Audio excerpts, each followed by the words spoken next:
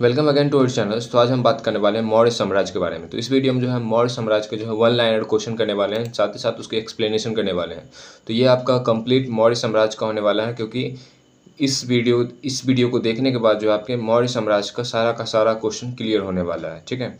And साथ ही साथ जो है एक क्वेश्चन के साथ ही हम लोग जो है इनके एक्सप्लेनेशन को भी देखने वाले हैं। तो चलिए इस वीडियो को स्टार्ट करते हैं। और यह वीडियो जो है आपका बिहार दरोगा, बिहार के जितने भी एग्जाम हैं उनके लिए, एसएससी एंड साथ ही साथ जो है आपके बीपीएससी के लिए भी काफ़ी ज़्यादा इंपॉर्टेंट रहने वाला है वीडियो। तो चलिए इस वीडियो को स्टार्ट करते हैं और फर्स्ट क्वेश्चन की ओर बढ़ते हैं।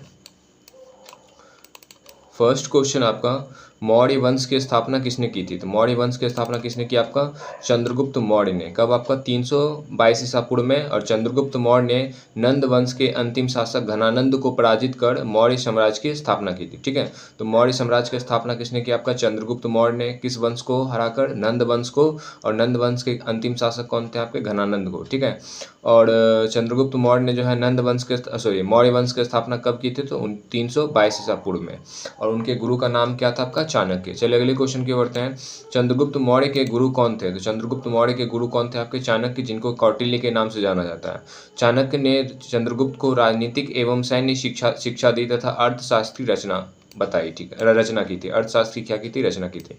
अगला क्वेश्चन आपका, मौर्य साम्राज्य की राजधानी क्या थी? तो मौर्य साम्राज्य की राजधानी क्या? आपका पाटलिपुत्र, जिसे वर्तमान में हम पटना के नाम से जानते हैं। तो पाटलिपुत्र उस समय भारत का सबसे बड़ा प्रशासनिक और राजनीतिक केंद्र था। अगला क्वेश्चन आपका, चंद्रगुप्त मौर्य के दरबार में किस यूनानी राजदूत ने निवास किया था? तो ठीक है। तो चंद्रगुप्त मौर्य के दरबार में जो आपका जो यूनानी राजदूत था उसका नाम है आपका मेगास्थनीज। कौन है? आपका मेगास्थनीज। तो मेगास्थनीज ने भारत पर प्रसिद्ध पुस्तक इंडिका लिखी थी, जिससे मौर्यकालीन भारत की महत्वपूर्ण जानकारी मिलती है। ठीक है। अगला क्वेश्चन आपका, चंद्रगुप्त मौर्य ने अपने जीवन के अंत में कौन सा धर्म अपनाया था? तो चंद्रगुप्त मौर्य ने अपने जीवन के अंत में जो है जैन धर्म को अपनाया था। तो उन्होंने जो है जैन आचार्य भद्रबाहु के मार्गदर्शन में श्रवण बेलगोला जाकर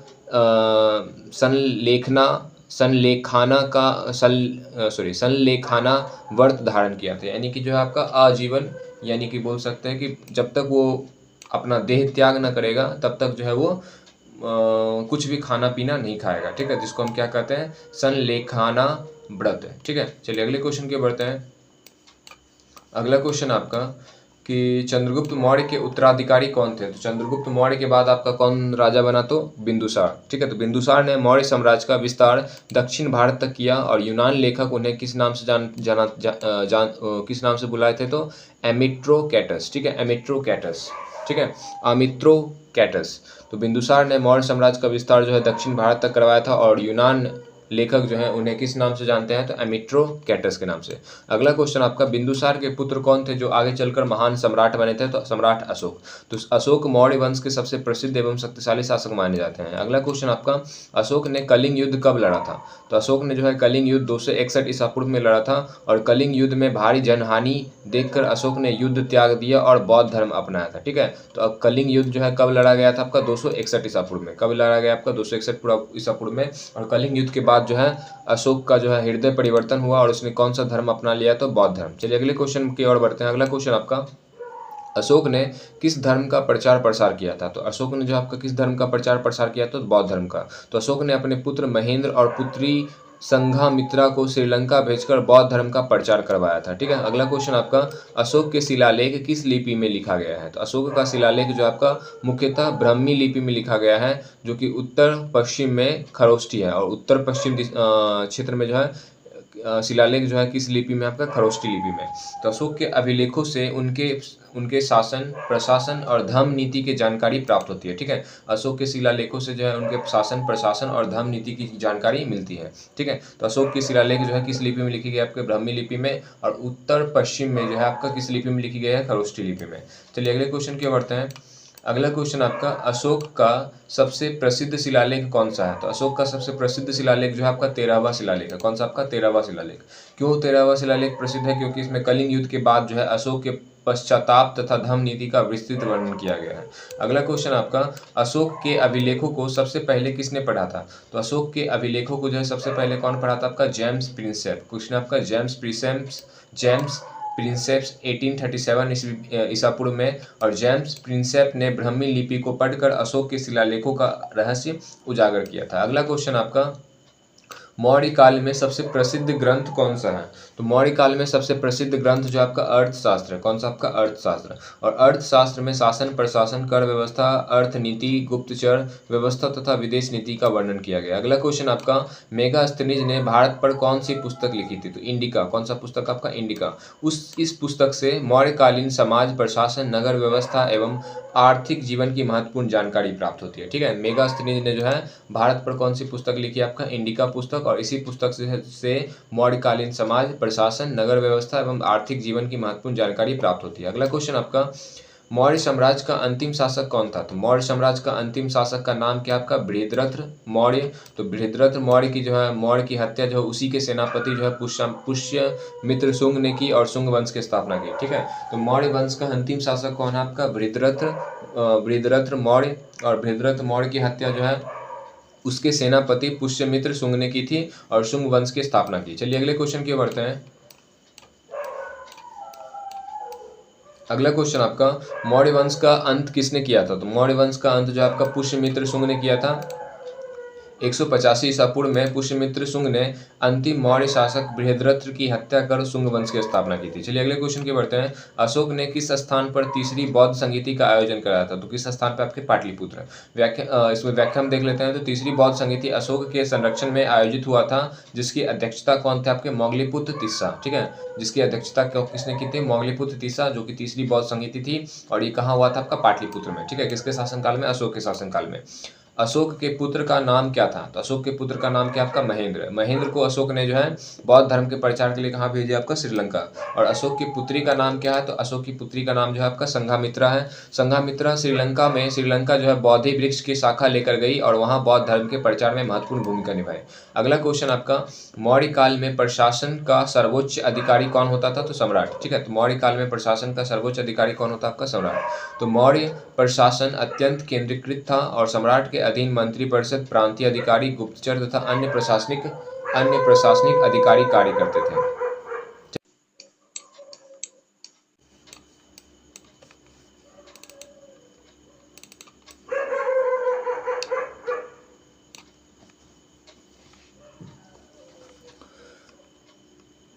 अगला क्वेश्चन आपका,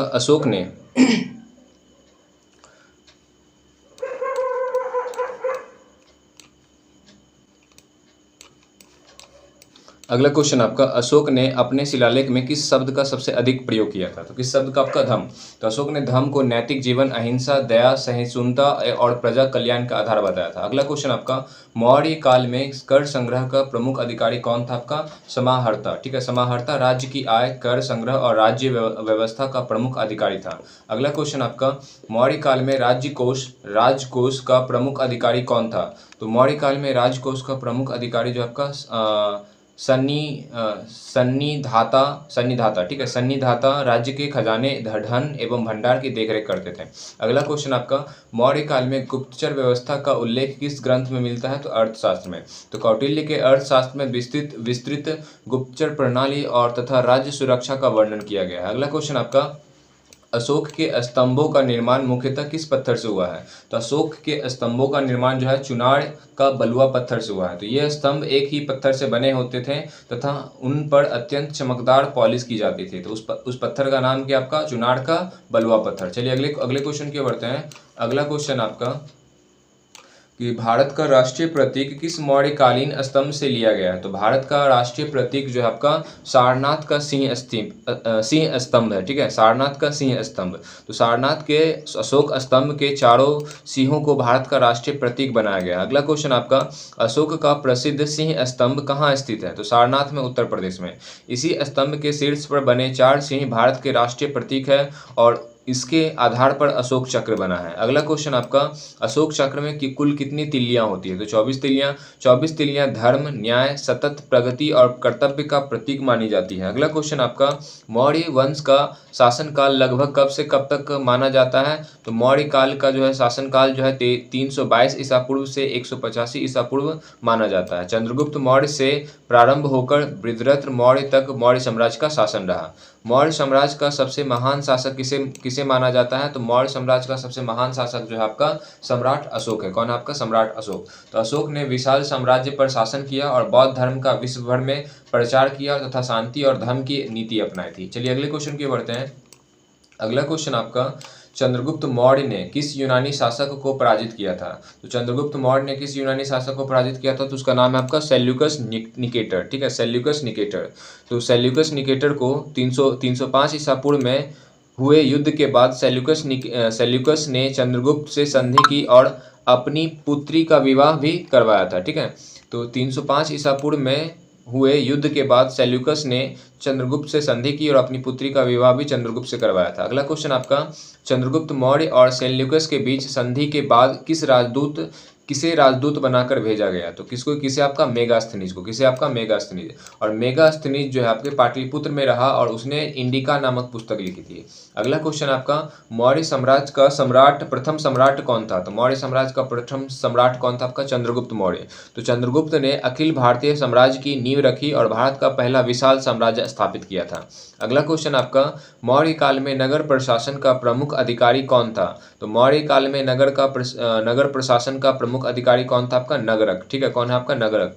तो नगरक नगर की सुरक्षा, सफाई, व्यापार व्यवस्था तथा प्रशासन का प्रमुख अधिकारी होता था। चलिए अगले क्वेश्चन के बढ़ते हैं। अगला क्वेश्चन आपका, कि मौर्य काल में कृषि विभाग का प्रमुख अधिकारी कौन होता था? आपका तो सीता अध्यक्ष। कौन होता आपका? सीता अध्यक्ष। ठीक है, तो सीता अध्यक्ष कृषि, भूमि, सिंचाई और खेती से संबंधित कार्यों की देखरेख करते थे। चलिए अगले क्वेश्चन की बढ़ते हैं। अगला क्वेश्चन आपका, मौर्य काल में व्यापार एवं वाणिज्य का प्रमुख अधिकारी कौन था? आपका पान्याध्यक्ष। ठीक है, पान्याध्यक्ष। मौर्य काल में व्यापार एवं वाणिज्य का प्रमुख अधिकारी कौन था? आपका पान्याध्यक्ष। पान्याध्यक्ष वस्तुओं के मूल्य, व्यापार, बाजार व्यवस्था तथा करों की निगरानी करते थे। मौर्य काल में खानों का प्रमुख अधिकारी कौन था? आपका आकरा अध्यक्ष। ठीक है, आकारा अध्यक्ष। तो आकारा अध्यक्ष जो है आपके खानों का क्या थे? आपके अधिकारी थे। तो आकारा अध्यक्ष जो है खानों से खनिजों के उत्खनन तथा उनके प्रबंधन के अधिकारी थे। अगला क्वेश्चन आपका, मौर्य काल में वन विभाग का प्रमुख अधिकारी कौन था? आपका कुप्या अध्यक्ष। ठीक है, तो कुप्या अध्यक्ष जो है आपके जंगलों से प्राप्त लकड़ी, औषधि तथा अन्य वन उत्पादों की व्यवस्था देखते थे। ठीक है, अगला क्वेश्चन आपका, मौर्य काल में सेना का सर्वोच्च अधिकारी कौन था? तो सेनापति। तो सेनापति सेना का प्रधान अधिकारी थे तथा युद्ध संचालन और सुरक्षा व्यवस्था का उत्तरदायी होता था। अगला क्वेश्चन आपका, मौर्य काल में न्याय व्यवस्था का सर्वोच्च प्रमुख कौन था? आपका सम्राट। तो मौर्य काल में सम्राट ही सर्वोच्च न्यायाधीश माना जाता था और अंतिम न्यायिक निर्णय उसी के द्वारा दिए जाते थे। अगला क्वेश्चन आपका, मौर्य काल में न्याय विभाग के प्रमुख अधिकारी को क्या कहा जाता था? तो मौर्य काल में न्याय विभाग के प्रमुख अधिकारी को क्या कहा जाता? आपका धर्मस्थ। ठीक है, धर्मस्थ दीवानी मामलों यानी नागरिक मामलों की सुनवाई करते थे तथा न्याय व्यवस्था को सुचारू बनाए रखते थे। ठीक है, तो धर्मस्थ जो है आपके न्याय विभाग के क्या थे? आपके प्रमुख अधिकारी थे। और धर्मस्थ जो है दीवानी यानी कि नागरिक मामलों की सुनवाई करता था और न्याय व्यवस्था को सुचारू बनाए रखते थे। अगला क्वेश्चन आपका, मौर्य काल में अपराध संबंधी मामलों की सुनवाई कौन करता था? तो मौर्य काल में जो है अपराध संबंधी मामलों की सुनवाई जो आपका कंटक शोधन न्यायालय करते थे। कौन? आपके कंटक शोधन न्यायालय। ठीक है, तो यह न्यायालय चोरी, डकैती, षड्यंत्र और अन्य अपराधी मामलों का निर्णय करता था। अगला क्वेश्चन आपका, मौर्य काल में सेना कितने प्रमुख अंग में विभाजित है? तो मौर्य काल में सेना जो है आपके 6 प्रमुख अंग में विभाजित है, जिसमें आपके कौन कौन से आपके?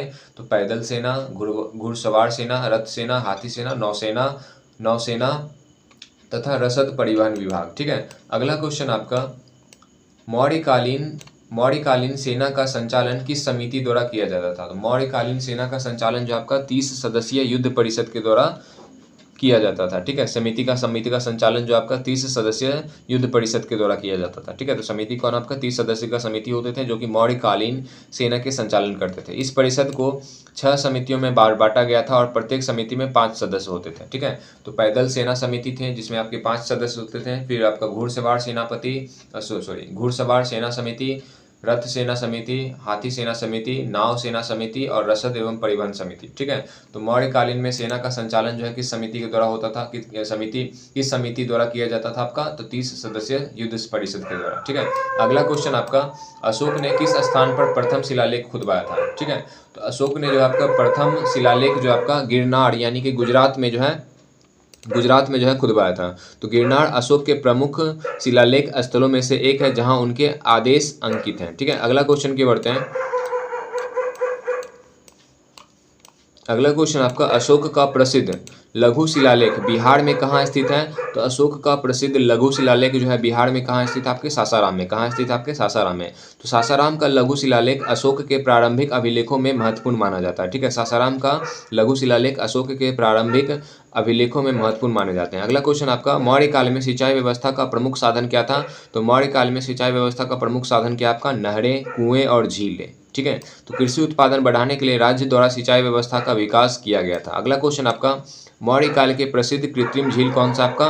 तो सुदर्शन झील। कौन सा आपका? सुदर्शन झील। सुदर्शन झील का निर्माण जो है कौन करवाते हैं? आपके चंद्रगुप्त मौर्य के शासनकाल में हुआ था। बाद में अशोक ने इसका विस्तार कराया था। अगला क्वेश्चन आपका, मौर्य काल में किसानों से सामान्यतः कितना कितना भूमि कर लिया जाता था? तो मौर्य काल में जो है किसानों से उपज का 1/6 भाग लिया जाता था। ठीक है, तो भूमि कर राज्य की आय का प्रमुख स्रोत था और इसका उल्लेख कौटिल्य के अर्थशास्त्र में मिलता है। अगला क्वेश्चन है आपका, मौर्य काल की प्रशासनिक व्यवस्था का मुख्य आधार क्या था? तो केंद्रीकृत शासन व्यवस्था, यानी कि सबसे प्रमुख आपके कौन थे? आपके सम्राट थे। ठीक है, तो यानी कि सभी के सभी शक्ति किन के पास था? तो सम्राट के पास था। सम्राट के अधीन मंत्रिपरिषद, अधिकारी, गुप्तचर और प्रांतीय प्रशासन कार्य करते थे, जिससे पूरे साम्राज्य पर प्रभावी नियंत्रण बना रहता था। चलिए अगले क्वेश्चन की बढ़ते हैं। अगला क्वेश्चन आपका, मौर्य साम्राज्य का सबसे बड़ा प्रांत कौन सा था? आपका तक्षशिला प्रांत। ठीक है, मौर्य साम्राज्य का सबसे बड़ा प्रांत कौन था? आपका तक्षशिला प्रांत। तक्षशिला उत्तर पश्चिम सीमा पर स्थित महत्वपूर्ण प्रशासनिक एवं सैन्य केंद्र थे। ठीक है, अगला क्वेश्चन आपका, मौर्य काल में प्रांतों का शासन किसके द्वारा चलाया जाता था? तो मौर्य काल में जो है प्रांतों का शासन जो है कुमार यानी कि राजकुमार या आर्यपुत्र के द्वारा चलाया जाता था। ठीक है, तो सम्राट जो है अपने पुत्रों या विश्वसनीय अधिकारियों को प्रांतीय शासन की जिम्मेदारी सौंपते थे। ठीक है, अगला क्वेश्चन आपका, मौर्य काल में ग्राम का प्रधान अधिकारी कौन था? आपका ग्रामिक। ठीक है, मौर्य काल में ग्राम का प्रधान कौन थे? आपके ग्रामिक।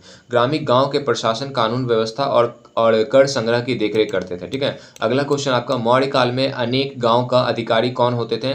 तो मौर्य काल में अनेकों गांव का जो है अधिकारी जो है गोप होते थे। कौन थे? आपके गोप।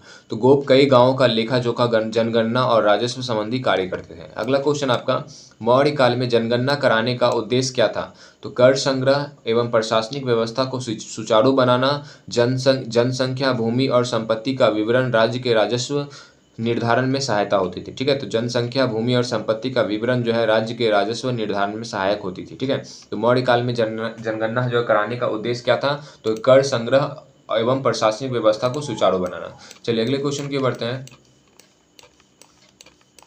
अगला क्वेश्चन आपका, मौर्य काल में सड़क निर्माण और रख रखाव का कार्य कौन करते थे? तो विशेष राजकीय अधिकारी। ठीक है, मौर्य काल में सड़क निर्माण और रख रखाव का कार्य कौन करते थे? तो विशेष राजकीय अधिकारी। तो राज्य व्यापार, संचार और सेना की आवाजाही के लिए सड़कों का निर्माण एवं रख रखाव करते थे। अगला क्वेश्चन आपका, मौर्य काल में व्यापारिक मार्गों पर दूरी मापने के लिए क्या लगाया जाता था? तो मील के पत्थर यानी दूरी सूचक स्तंभ। ठीक है, इनसे यात्रियों और व्यापारियों को दूरी का अनुमान लगाने में सुविधा होती थी। अगला क्वेश्चन आपका, मौर्य काल में विदेशी व्यापार का प्रमुख समुद्री बंदरगाह कौन सा था? तो मौर्य काल में विदेशी व्यापार का प्रमुख समुद्री बंदरगाह जो आपका ताम्रलिप्ति है। ठीक है, कौन है आपका? ताम्रलिप्ति। तो ताम्रलिप्ति जो है वर्तमान पश्चिम बंगाल से श्रीलंका, पश्चिम बंगाल, ताम्रलिप्ति जो है आपका वर्तमान में कहाँ? आपका पश्चिम बंगाल से श्रीलंका तथा दक्षिण पूर्वी एशिया के साथ व्यापार होता था। ठीक है, तो ताम्रलिप्ति से आपका श्रीलंका और साथ ही साथ दक्षिण पूर्वी एशिया के साथ व्यापार होते थे।